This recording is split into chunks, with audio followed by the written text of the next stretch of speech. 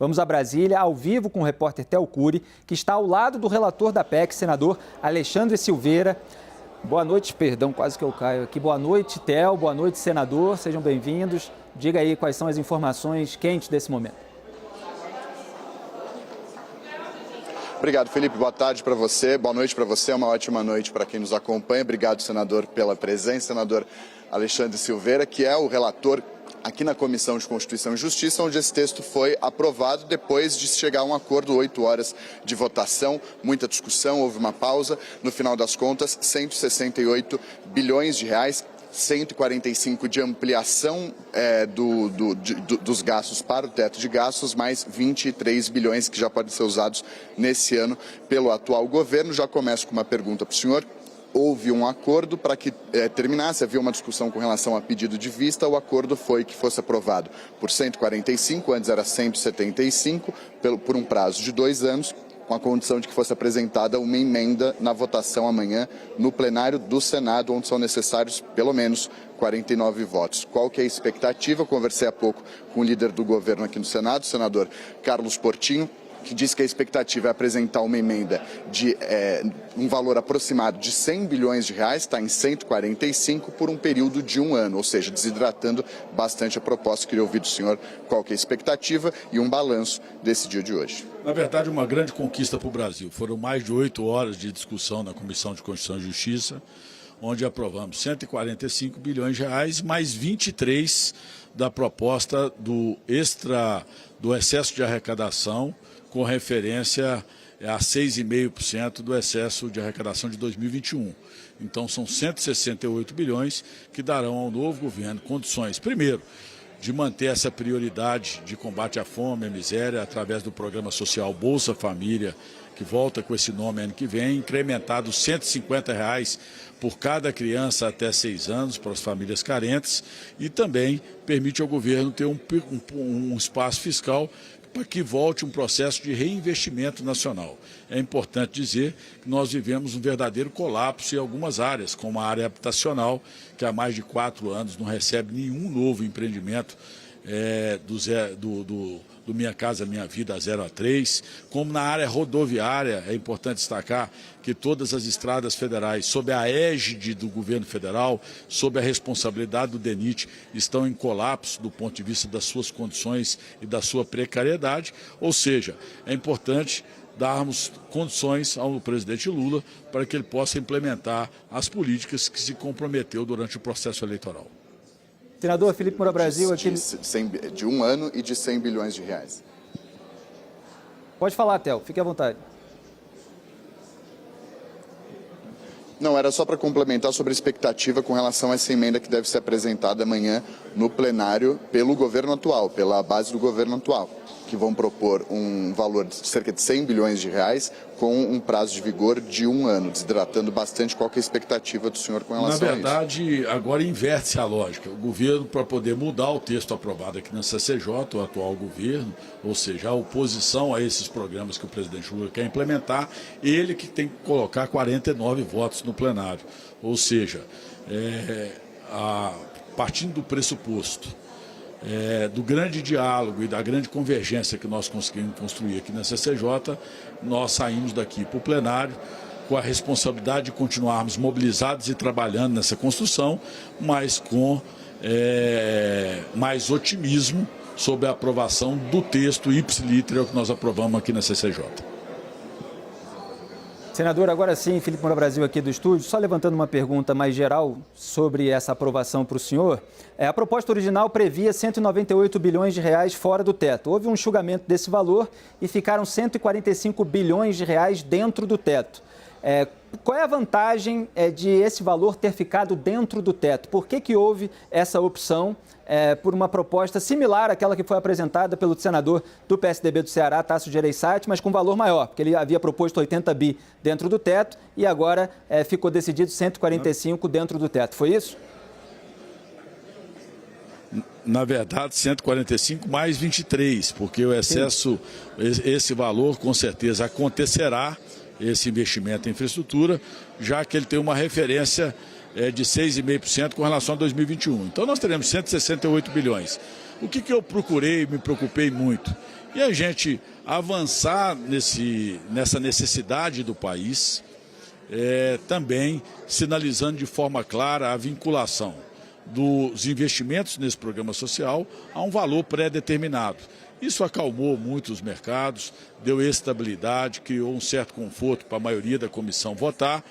Ou seja, o que nós buscamos o tempo todo foi buscar implementar no nosso relatório aquilo que pudesse pacificar tanto os nossos pares aqui no Senado da República, pudesse criar um ambiente mais propício, mais fértil à aprovação na Câmara dos Deputados e tranquilizar os mercados para que nós tivéssemos a aprovação, mostrando que ninguém está sem a noção de que nós precisamos ter responsabilidade fiscal, mas nós também não podemos viver essa estagnação do ponto de vista de investimento público como indutor do crescimento. Então foi um texto muito equilibrado, onde o valor ficou pré-determinado, ficou extremamente razoável e também nós colocamos que até agosto do ano de 2023 o novo governo vai ter que apresentar ao Congresso Nacional uma nova âncora fiscal, mais do que isso, um arcabouço fiscal,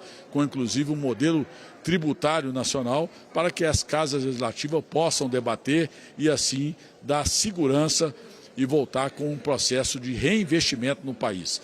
O que não há de se admitir é num país com as dimensões territoriais que o Brasil tem, com as desigualdades sociais que nós vivemos um processo de estagnação de aplicação de recursos públicos em áreas que são determinantes para o crescimento nacional, para a geração de emprego e renda, como foi nos últimos 4 anos.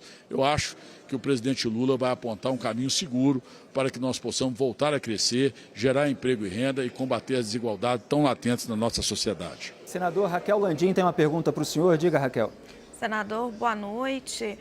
A minha pergunta é sobre a sua expectativa amanhã para o plenário do Senado. Quantos votos o senhor acha que essa proposta tem? E se o presidente da Câmara, Arthur Lira, participou desse acordo? Ele concordou com os gastos extras de 168 bilhões de reais? Essa proposta vai passar sem alteração na Câmara dos Deputados? Boa noite, Raquel.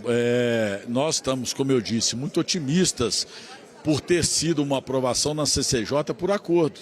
Se fosse no voto, nós estaríamos com certeza num clima no plenário do Senado Federal um pouco mais esgarçado, um pouco mais atritado. Mas como feito por acordo, eu quero acreditar que aqueles que inclusive são os grandes líderes da oposição, ou seja, os grandes líderes do processo do atual governo, inclusive o senador Flávio Bolsonaro, o líder Portinho, vão para o plenário sabendo o acordo que fizeram aqui hoje. Portanto, eu estou otimista com relação à aprovação no Senado. Agora, são duas casas completamente independentes, lá será conduzida pelo presidente Arthur Lira. O que eu posso adiantar é que, conversando com diversos líderes na Câmara dos Deputados, eu acho que existe uma sinergia muito grande com o propósito e com a consciência da importância de nós aprovarmos um texto, como eu disse, que aponte por um caminho seguro do ponto de vista da estabilidade econômica, mas que também reconheça as nossas desigualdades sociais, reconheça a necessidade de um processo de reinvestimento como indutor do crescimento, da geração de emprego e renda, do combate às desigualdades. Eu acho que o texto aprovado aqui, se aprovado no plenário do Senado, ele vai chegar de forma muito razoável na Câmara dos Deputados e eu espero que a gente dê ao presidente Lula as condições mínimas necessárias para que ele possa implementar as políticas que se comprometeu durante o processo eleitoral. Hélio Beltrão tem uma pergunta para o senhor, senador. Boa noite, senador. Uma pergunta, lendo o texto aqui que foi apresentado no parecer, diz que no artigo 121 ele exclui do limite do teto de gastos, o Auxílio Brasil, mas inclui na base de cálculo. Do meu entendimento, significa que esses 168 bilhões vão poder ser utilizados em 2023, mas eles passam a compor a base de cálculo e aí você tem os 168 adicionais para o ano seguinte. É assim que eu estou lendo? Está correta essa interpretação? E se sim, isso não seria já um estouro do teto, uma liquidação do teto a prazo? Não, ele inclui 168 bilhões, total, 145 bilhões, realmente passam para o ano seguinte e os 23 bilhões dependem do excesso de arrecadação. Eles são a referência para o ano seguinte. Agora é importante ressaltar o porquê que foi o meu propósito de colocar agosto como um prazo limite para que o novo governo apresente um novo arcabouço tributário, para a economia nacional. Para que exatamente, se o Congresso Nacional fizer esse debate de forma célere, democrática, mas atuar fortemente no debate, pode ser que nós nem precisemos dessa mesma referência no último ano.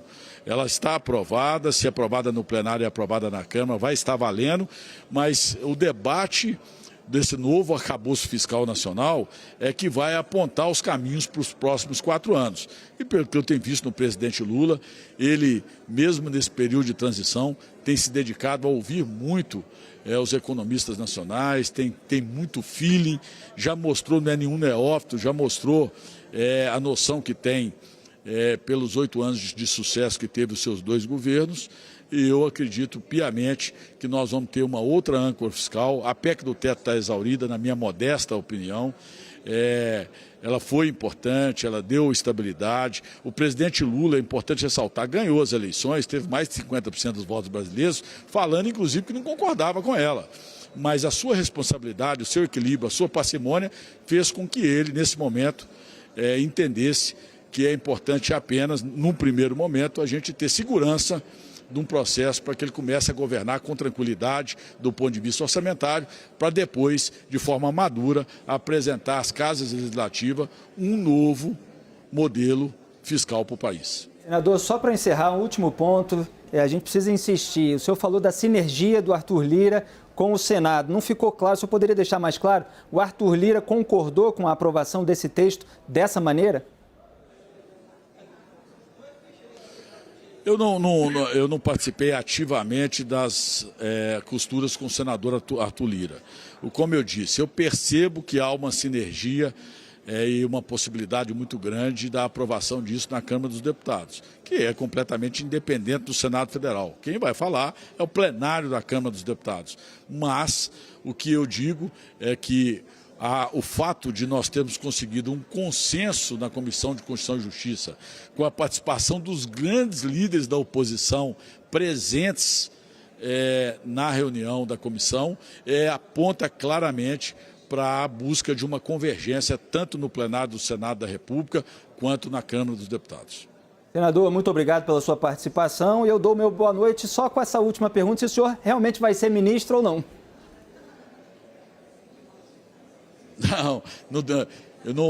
Eu tenho ouvido isso pela imprensa. Eu sou servidor público de carreira da Segurança de Minas Gerais.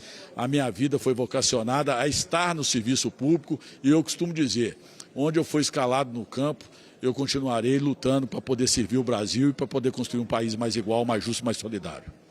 Muito obrigado. Conversamos, portanto, com o relator dessa PEC que acabou de ser aprovada na Comissão de Constituição e Justiça do Senado Federal, Alexandre Silveira.